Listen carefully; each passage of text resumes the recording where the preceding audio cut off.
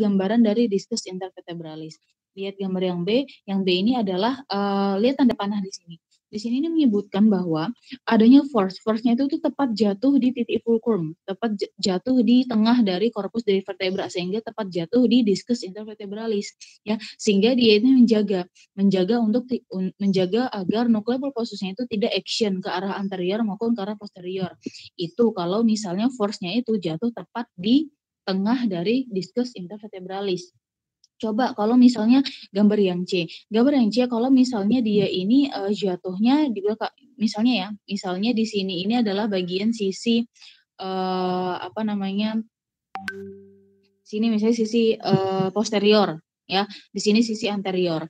Nah, misalnya di gambar yang C, sisi anteriornya itu dia force-nya itu tepat jatuh di anterior, berarti ini adalah gerakan flexion vertebra, sehingga discus intervertebralisnya, ya, dia akan lihat yang dia akan actionnya ke arah posterior, dia arah kebalikan, sehingga sisi yang bagian posterior dia disebut juga dengan convex side, sedangkan sisi yang dari anterior dia disebut juga dengan concave side. Kalau misalnya teman-teman belajar di biomechanical 1, itu ada convex sama konkav. Kalau convex itu dia adalah cembung, sisi cembung. Kalau misalnya untuk bagian konkav itu adalah sisi yang cekung. Jadi saya ulang untuk gambar yang C, kalau misalnya force-nya itu tepat jatuh di tepat anterior dari vertebra. Ini kalau misalnya gerakan flexion dari vertebra. Sehingga discus intervertebralisnya itu akan action. Jadi biomechanicalnya dia akan berubah, akan terjadi perpindahan. Ya, kemarin kita udah belajar momentum, ya, seperti itu. Dia akan terjadi perpindahan itu ke arah mana? Ya udah, perpindahannya ke arah apa? Actionnya ke arah posterior. Oke?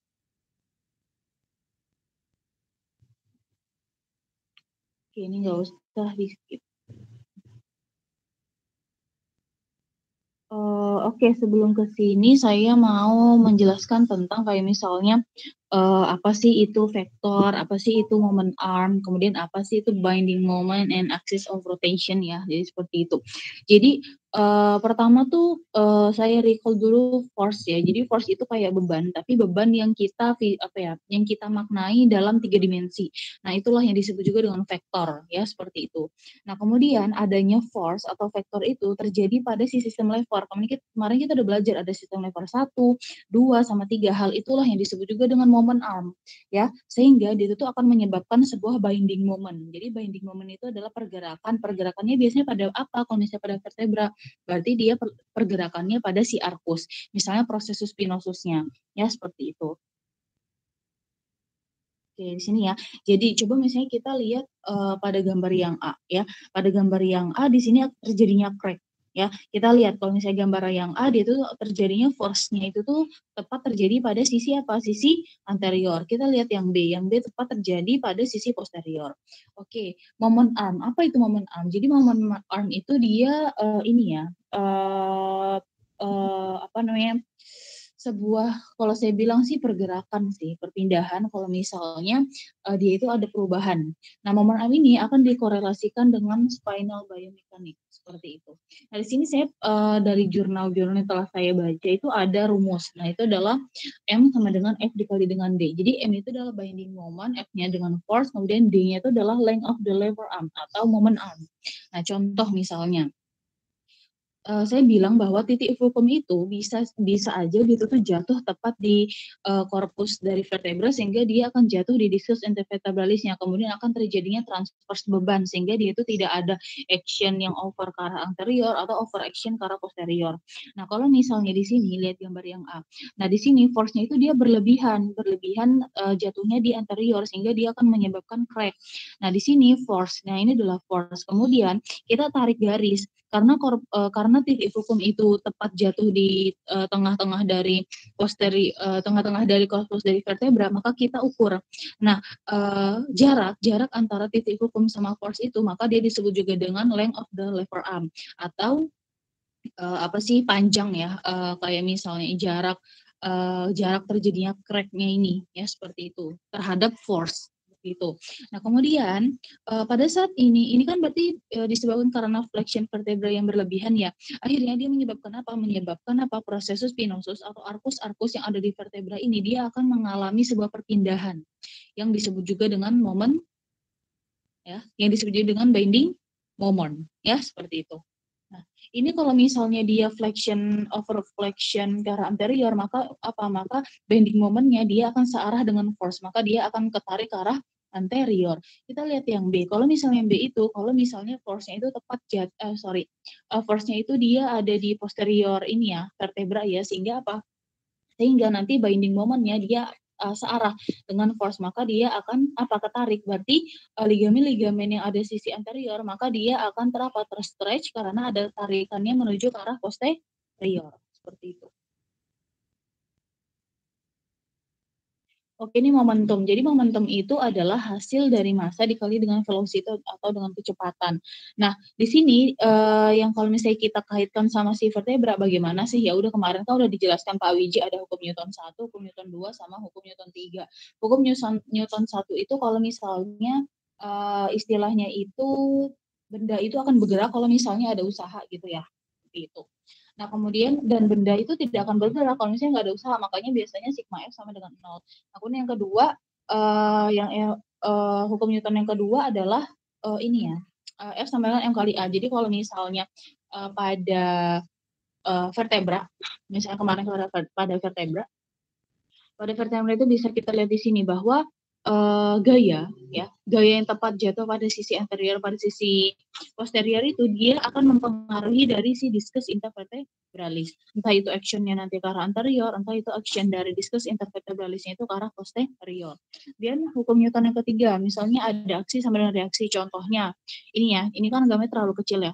Contohnya, ini kan akan terjadinya sisi compression pada sisi anterior nih di sini. Berarti karena adanya flexion dari overaction dari fleksi vertebra, maka dia akan menyebabkan kompresi pada sisi anteriornya.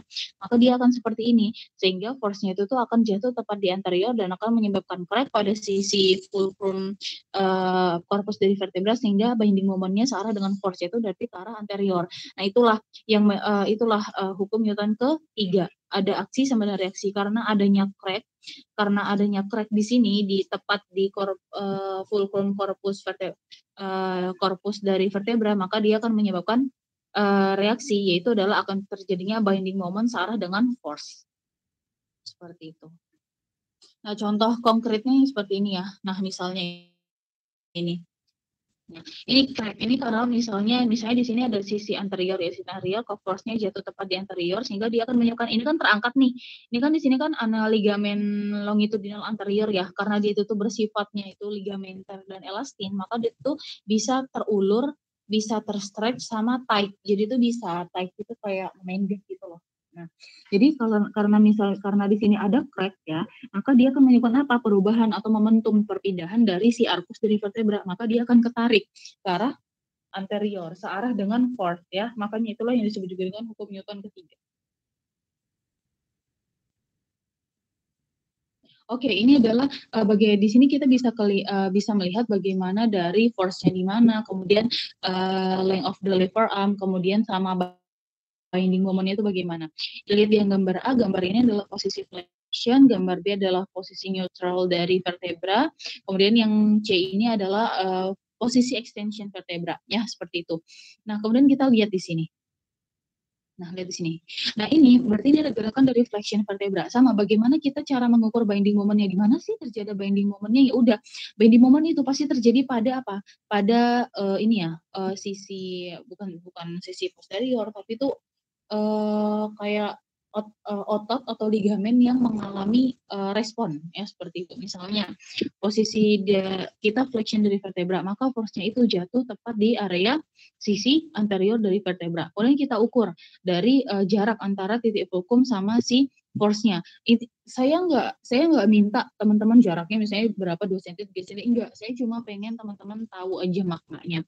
Nah, kemudian pasti di sini ada respon, yaitu adalah akan terjadinya terstretch ligamen-ligamennya ya, ligamen apa yang terstretch berarti adalah ligamen longitudinal posterior. Hal ini karena adanya stretch dari ligamen longitudinal posterior, maka dia akan mengangkat akan mengangkat arkus-arkus atau proses spinosus yang ada di vertebra bagian atasnya ini ke arah anterior. Kemudian yang ini juga ya, proses spinosus di sini dia itu tuh akan ketarik ke arah depan, ke arah anterior ya, seperti itu. Nah, inilah yang disebut juga dengan apa? Dengan binding moment.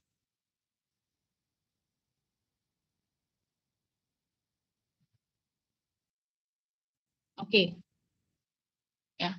Nah ini kita belajar tentang binding moment. Yang saya tulis tadi bahwa ada titik fulcrum. Jadi titik fulcrum itu kayak titik apa sih, titik tengah gitu loh. Kalau misalnya teman-teman di C2 itu kan ada dance of axis ya. Nah, kalau misalnya di bagian korpus vertebra biasa, itu tuh biasanya memang ada titik fulcrum, atau yang disebut juga dengan IAR, atau Instantaneous Axis of Rotation. Jadi, pada saat di sini ya, ini belum ada force yang jatuh tepat di korpus dari vertebra. Nah, setelah ada force yang datang, misalnya kita flexion vertebra, maka dia force-nya akan jatuh di anterior vertebra, kemudian titik fulcrumnya di sini nanti kita ukur jarak antara titik fulcrum sama force, kemudian akan terjadinya binding moment ya. Di sini akan terjadinya stretch dari ligamen longitudinal posterior, mengangkat dari proses spinosusnya itu ke arah anterior ya, seperti itu. Nah ini bagaimana sih perubahannya? Nah inilah orientasi dari perubahannya. Lihat, ini ada B1 sama B2 ya. Ingat. Nah di sini awalnya ada di B1. Kalau misalnya dia nggak ada force yang datang, tapi setelah ada force yang datang jatuh tepat di anteriornya, misalnya pada gerakan flexion dari vertebra, maka dia akan berubah tempatnya, berpindah si arcus atau si proses spinosusnya ke B2. Nah inilah karena adanya apa? Karena adanya tarikan dari ligamentum longitudinal anterior ya. Kita lihat yang di bawahnya, di bawah dari titik fulcrumnya. Lihat B1. B1 di sini sebelum adanya ada force, tapi setelah ada force maka dia akan ketarik ke arah anterior karena adanya tarikan atau tightness dari ligamen longitudinal anterior ya, seperti itu. Paham ya? Nah, oke. Ini saya gambarkan supaya lebih jelas gitu loh. Jadi ada gambar bagaimana sih perubahan dari B1 ke B2 ya, seperti itu. Ini before, jadi ini sebelum, ini adalah sesudah. Jadi sebelumnya itu kalau misalnya belum ada force yang datang, dia sejajar sama si korpusnya, si arkusnya ini, si proses spinosusnya ini. Tapi setelah ada force yang datang, misalnya pada saat flexion dari vertebra, maka dia akan berubah nih si proses spinosusnya dari B1 ke B2 karena adanya tarikan dari ligamentum longitudinal anterior. Ini adalah pada saat terjadinya flexion dari vertebra. Kalau misalnya extension dari vertebra, maka force itu tuh jatuh di sisi posterior. Titik fulcrumnya tepat. Kemudian bending momennya di mana? Ya udah bending momennya ya di sini. Ya.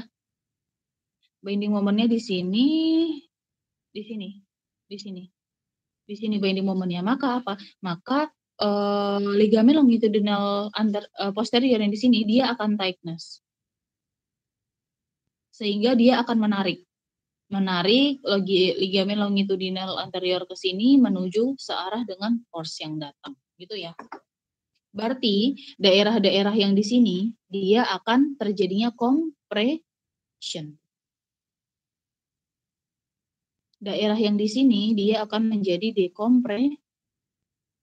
decompression area. Ya. Jelas ya. Nah, yang saya sebutkan tadi, jadi itu ada sisi yang compression, ada sisi yang decompression. Misalnya pada saat kita flexion dari vertebra. Nah, pada saat flexion dari vertebra yang mengalami sisi kompresi itu adalah sisi anterior. Sedangkan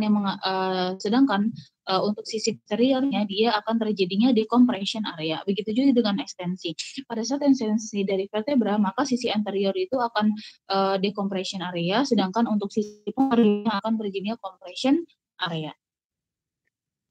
Ini VBA kemarin ya.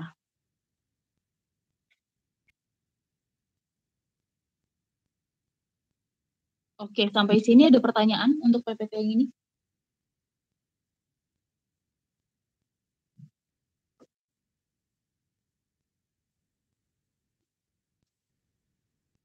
Ada pertanyaan?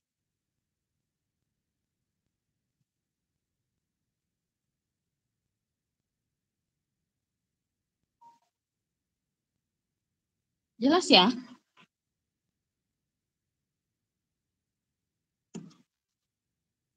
Jelas? Gimana? Ada yang ditanyakan? Kalau nggak ada yang ditanyakan, saya lanjut. Berarti udah jelas? Cukup, Mbak. Oke. Oke, saya lanjut ya. Kalau nggak ada pertanyaan ya. Oke, ini kemarin saya pernah lihatkan di yang kelompok terakhir ya. kelompok terakhir pas hari Jumat itu kelompok berapa ya saya lupa. Itu tentang cervical spine and molecular element pathology beside of biomechanics. Jadi biomekanik itu dia tidak hanya kita belajar tentang otot, kemudian ligamen, kemudian sendi, faset, gitu-gitu aja enggak. Tapi kita itu namanya juga biomekanik. Jadi itu memang ada korelasi sama molekuler elemen ya. Ini tolong diperhatikan karena biasanya saya ngambil dari PPT. Penjelasan. Oke, untuk dari kualitas tulang ya. Jadi kalau misalnya dari kualitas tulang itu ini berdasarkan dengan penelitian ya. Itu kalau misalnya ada korelasi sama aging ya. Kalau ada korelasi sama aging maka tiap tahun ya pasti akan terjadi penurunan densitas dari tulang. Nah, di sini kita lihat bahwa umur 30 itu aja kita itu akan terjadinya ini ya penurunan dari peak bone mass. Jadi akan terjadinya penurunan densitas tulang. Saya izin minum sebentar.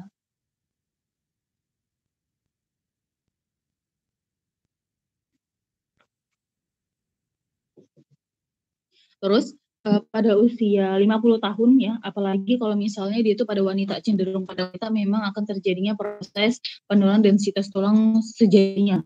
Karena apa? Karena wanita itu memiliki hormon estrogen. Jadi hormon estrogen itu memang dia mempengaruhi dari bone formation ya, seperti itu. Kemudian 200 juta. Jadi ada banyak yang telah mengalami penurunan densitas tulang atau osteoporosis sebanyak 200 juta. Pada tahun 2013 itu wanita usia 50 sampai dengan 80 tahun ya dengan proporsi 23%. Sedangkan untuk usia 70 sampai 80 tahun dengan proporsi 53%. Ya. Kemudian penelitian itu juga menyebutkan bahwa setiap 3 detiknya akan terjadi fraktur akibat dari osteoporosis. Karena apa? Karena pada saat osteoporosis itu dari trabecular bone-nya itu akan mengalami reabsorpsi. Jadi akan terjadi tulang-tulang itu akan bolong-bolong gitu loh. Nah, itulah yang akan menyebabkan fraktur dari osteoporosis. Kalau misalnya kita lihat dari kualitas tulang atau pembentuk dari tulang, jadi tulang itu dia itu memang ada trabecular bone ya. Jadi memang tulang itu dibentuk oleh bagian yang termineralisasi dan non mineralisasi. Kalau misalnya teman-teman lihat secara visualisasi, emang bentuknya itu bagaimana sih Mbak? Nah, bentuknya itu dia memang senyawa-senyawa kimia yang dia itu bersatu. Nah, di sini makanya kita molekular strukturnya dia seperti ini, kristal lattice ya, seperti itu. Itu adalah komponen-komponen dari trabecular bone. Oke, di sini kita bisa lihat tulang. Walaupun gambarnya ini adalah ekstremitas ya, tapi sama untuk komponen dari si korpus dari si vertebra. Jadi untuk tulang itu dia memiliki ada empat bagian ya berdasarkan dengan anatomisnya.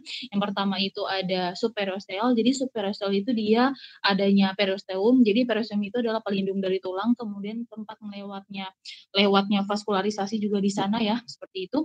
Kemudian matriks tulang juga ada di subperiosteal. Kemudian lapisan yang kedua disebut juga dengan endokortikal. Jadi endokortikal itu adalah bagian rongga-rongga sini. Rongga-rongga di sini ya. Nah itulah yang disebut juga dengan endokortikal ya. Nah endokortikal ini karena dia itu rongga-rongga maka dia memiliki sebuah lining cell. Jadi lining cell itu adalah untuk terjadinya pertukaran influx kalsium ya seperti itu. Karena kan tulang itu kan dia juga membutuhkan kalsium. Terus yang ketiga itu adalah ada yang disebut juga dengan cancellous. Jadi cancellous itu kalau misalnya ada kayak misalnya ada osteoblast, ada osteoclast karena untuk bone formation sama reabsorpsi dari bone ya seperti itu. Kemudian yang keempat itu ada bagian namanya adalah intrakortikal. Intrakortikal itu adalah tempat lewatnya nih blood vessels. Jadi vaskularisasi sama neuro di sana lewat ya seperti itu.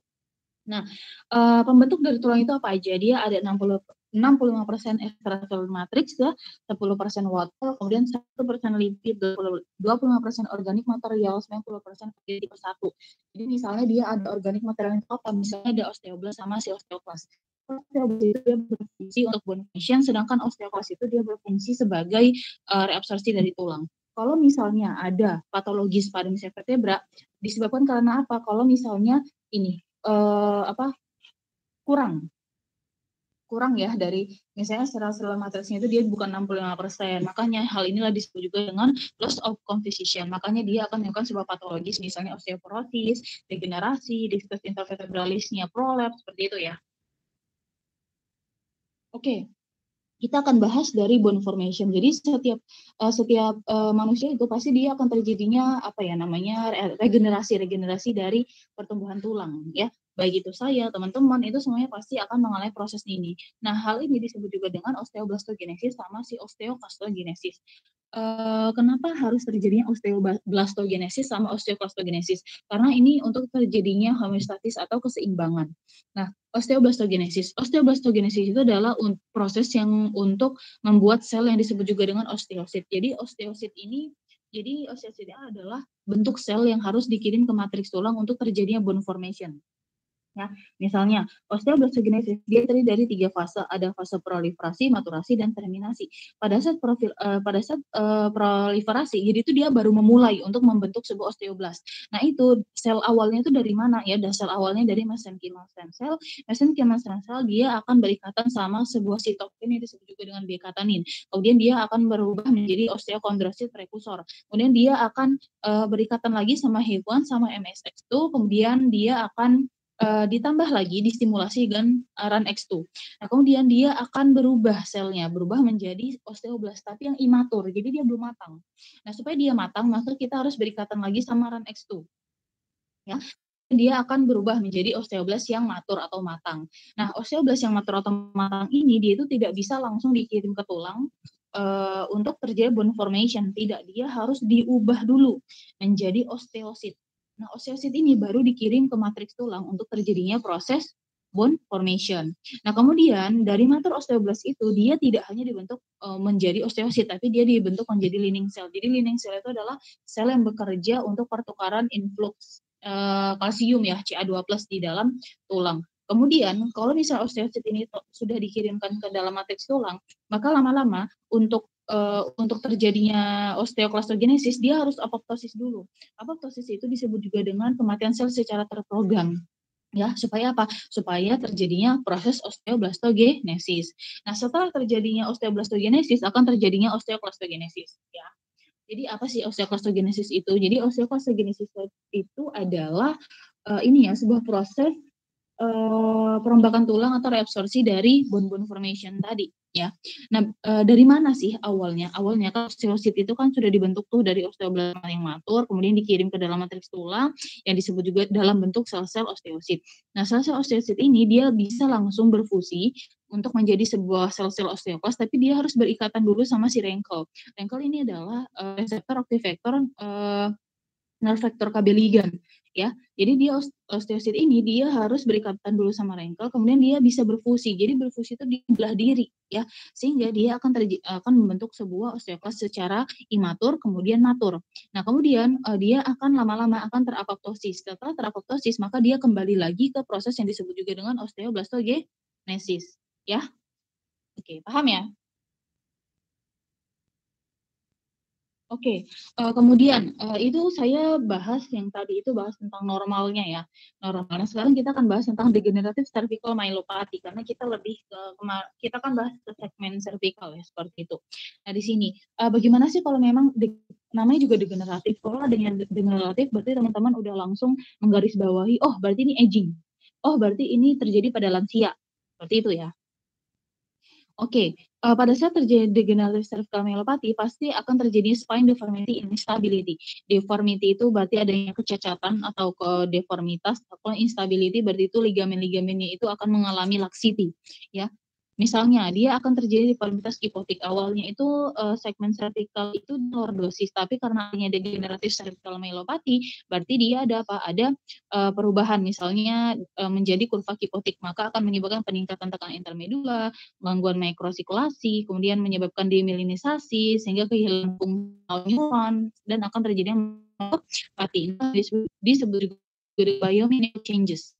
Ya, karena adanya deformitas kipotik, karena dia ada hubungannya sama aging, maka akan terjadi osifikasi.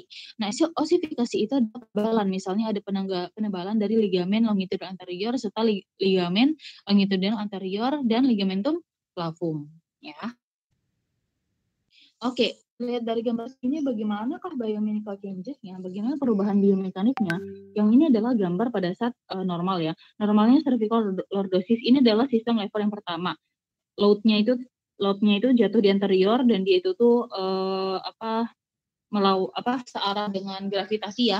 Nah, kemudian titik hukumnya tepat jatuh di tengah di corpus di vertebra, kemudian effort atau otot yang mengalami contraction yaitu adalah otot-otot ekstensor dari neck. Kemudian kalau misalnya terjadinya degeneratif cervical myelopathy, dia kan cervical kyphosis ya. Makanya dia apa yang berubah? Berarti yang berubah adalah dari sisi effortnya. Maka effortnya bukan lagi yang bercontraction itu adalah sisi-sisi posterior, tapi sisi-sisi anterior ya, seperti itu. Paham ya? Gampang. Nah, oke. Bagaimana proses atau patomekanisme terjadinya degeneratif cervical myelopathy? Kita bisa lihat pada gambar A, gambar B, sama gambar C ya di sini. Jadi pada saat gambar A namanya juga degeneratif, berarti itu tidak hanya hard tissue-nya, tapi juga yang mengalami itu si soft tissue-nya ya, seperti itu. Nah, kalau misalnya pada soft tissue itu lebih ke discus intervertebralis. Jadi discus intervertebralis itu mengalami degradasi. Kemarin saya sudah bilang bahwa untuk discus intervertebralis itu ada nucleus pulposus sama annulus fibrosus. Nah, untuk nucleus pulposus dia itu terbentuk dari si extracellular matrix yang mudah sekali untuk terjadi degradasi.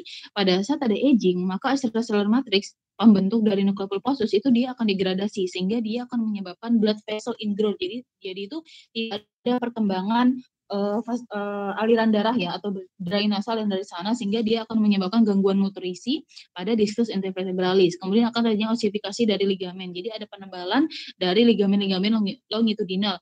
Kemudian ada osteoepith formation yang disebabkan karena ketimpangan antara proses osteoblastogenesis sama osteoclastogenesis. Kemudian adanya degradasi dari extracellular matrix, maka dia akan menyebabkan inflammation. Dengan tanda-tandanya apa? Karena ada inflammation, berarti tandanya adalah peningkatan dari ROS. Adalah reaktif oksigen spesies. Adanya peningkatan dari ROS ini, maka dia akan menyebabkan inflamasi, ya seperti itu. Kemudian lanjut kita gambar yang B. Setelah dia mengalami inflamasi, pasti dia itu akan mengalami kayak damage ya, jadi kayak kerusakan-kerusakan. Nah, namanya juga di vertebra, maka yang mengalami kerusakan adalah ini, BSCB. Jadi adalah blood spinal cord barrier. Jadi memang ada pembuluh darah khusus dari vertebra. Nah, itu disebut juga dengan blood spinal cord barrier ya, dia akan damage ya seperti itu. Nah, kemudian selain itu bagaimana sih proses dia itu bisa menyebabkan damage pada blood spinal cord barrier? Jadi namanya juga blood spinal cord barrier. Jadi itu pembuluh darahnya itu dia rusak. Kemudian kalau misalnya pembuluh darahnya itu rusak, maka gangguan nutrisi pada discus intervertebralis itu dia mengalami gangguan. Kemudian dia akan menyebabkan gangguan pada nerve-nya. Nah, gambar yang C ini adalah gangguan pada nerve, teman-teman. Bagaimana sih? Nah, setelah adanya gangguan damage pada blood spinal cord barrier yang dia itu memang berperan maka dia akan menyebabkan gangguan pada nerve-nya. Nah, hal ini ditandai dengan apa? Karena adanya peningkatan ROS inflammation sehingga dia akan menyebabkan activation dari astrosit. Astrosit, kalau misalnya teman-teman belajar tentang neuroanatomi, pasti teman-teman tahu apa itu astrosit. Astrosit ini maka dia itu kayak dia itu tuh membentukkan sebuah scar formation ya. Jadi scar formation tapi pada tingkat neuronal ya, sehingga dia akan meriliskan dari sitokin dari si astrosit dari astrosit tersebut. Nah, sitokin itu apa? Nah, sitokin itu yang diriliskan dari si astrosit itu adalah si XCL1. Nah, si XCL1 ini maka dia akan menyebabkan kayak misalnya pain projection neuron, kemudian dia akan menyebabkan activation dari mikroglia, dia akan menyebabkan rilis dari sel debris. Nah, itulah dari astrosit ini. Nah, astrosit dia akan meriliskan sitokin yang disebut juga dengan CXCL1.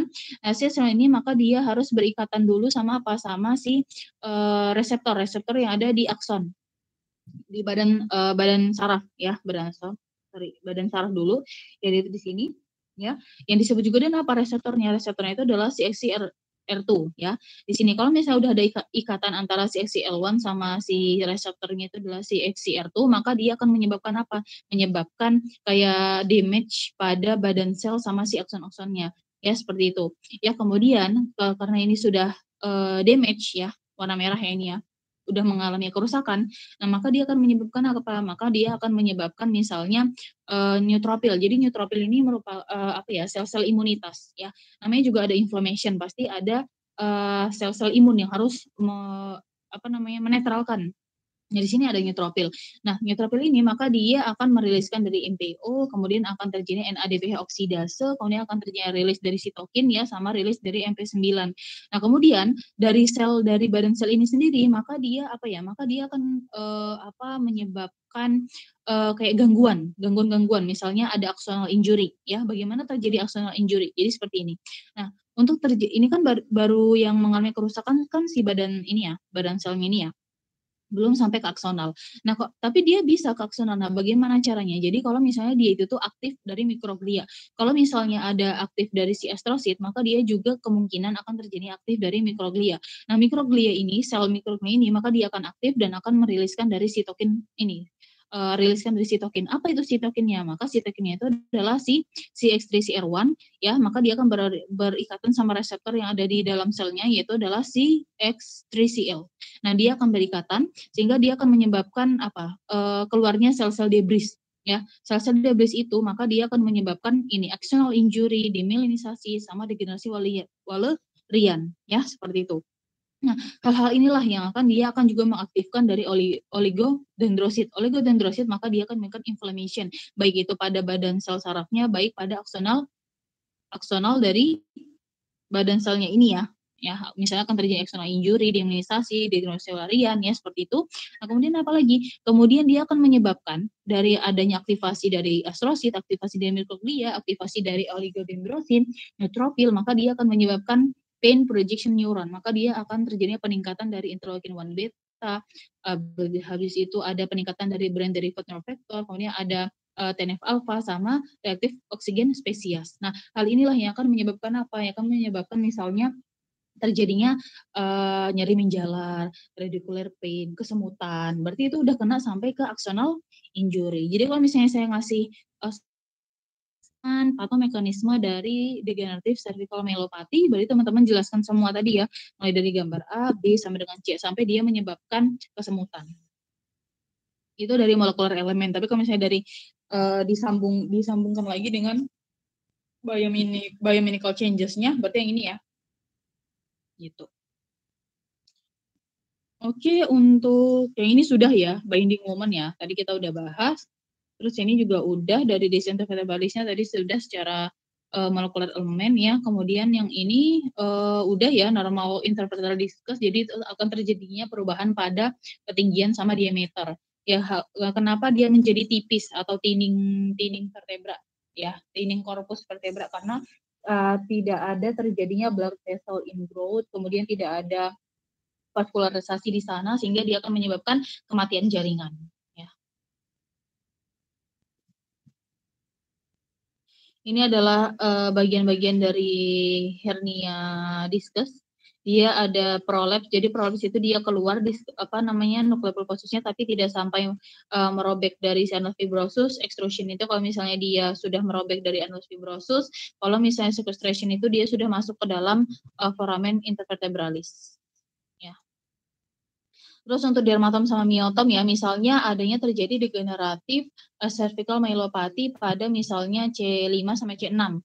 Ya, berarti dermatom berarti kesemutannya berarti sampai dengan dari cervical ke lateral shoulder sampai dengan ibu jari. Dan otot-otot yang mengalami weakness atau kelemahan berarti shoulder abduction, berarti deltoid middle sama dengan elbow flexion, ya. Misalnya ada musculus bicep brachii sama brachioradialis.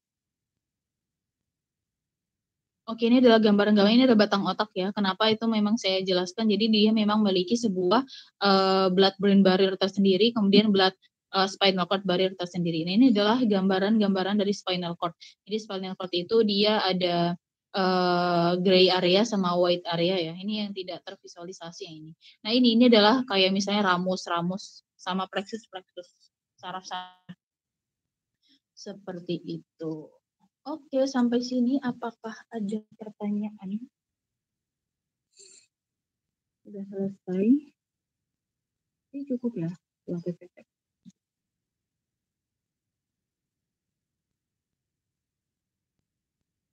Ada pertanyaan mungkin gimana?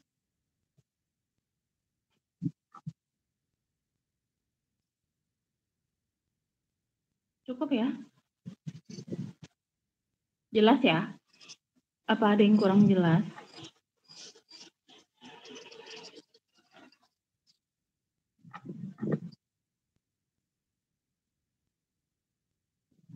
Tenang aja, nanti Kak Azza saya minta untuk ulang secara superficial materi saya sampaikan tadi. Gimana, ada pertanyaan? Maaf, ya, pagi-pagi udah bikin pusing, ya.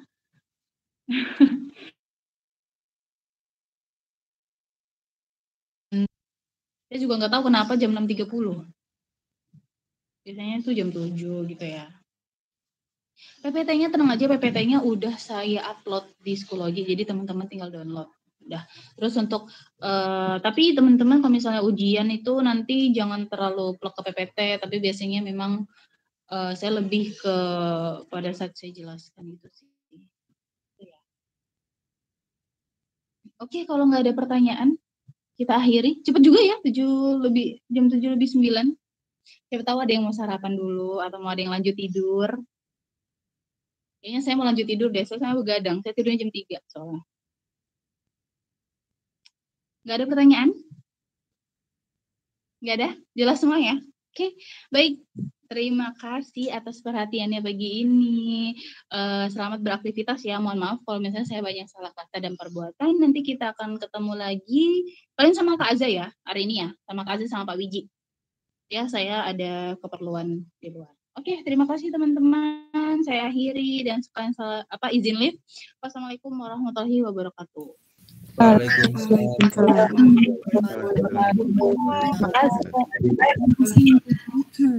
Oke, sama-sama.